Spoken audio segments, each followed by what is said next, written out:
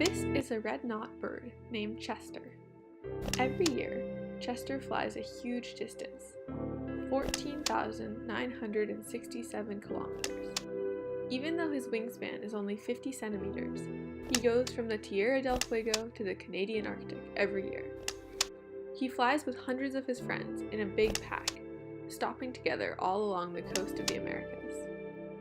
One of Chester's favorite places to spend some time on his journey is in Delaware. He gets here around the same time as the horseshoe crabs are laying their eggs, which is a super great snack.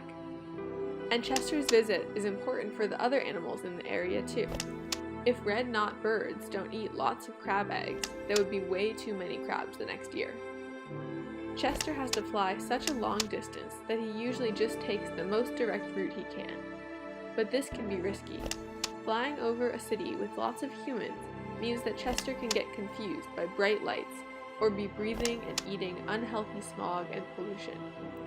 Once, Chester's friends got to a beach and found that humans had spilled oil all over it. It's fun to fly in a big group, but it means that one bad oil spill can kill hundreds of birds at once. Last year, Chester faced a new problem. When he got to Delaware, he could barely find any horseshoe crab eggs. The humans there wanted the crabs for themselves, to use for fishing bait and medicine.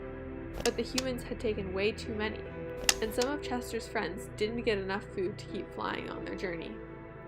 The scariest thing to Chester is even bigger. Humans have polluted the earth so much that the weather patterns are changing around the world. This makes it really dangerous and hard for Chester to make his massive migration. He only has a short time to spend in each place he flies, so if the weather is too warm for the season, he might not have the right types of food and climate that he needs there.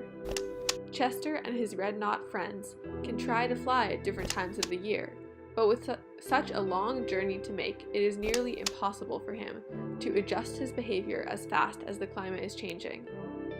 All of this is really sad for Chester, as more and more of his friends die each year because of what the humans have done. And if the red knot birds all die out, there will be a huge problem in the hundreds of ecosystems they are supposed to visit every year. If the red knots don't come at the right time and eat the regular foods, the creatures that are usually eaten will instead keep growing until the balance of the ecosystem is all messed up. Luckily, it's not too late to help Chester out. We need to make sure all the places he visits are safe for him, without too much pollution or development on the coasts. We also need to make sure there is plenty of his favorite foods, like the horseshoe crabs, by stopping how much we take for ourselves from the oceans.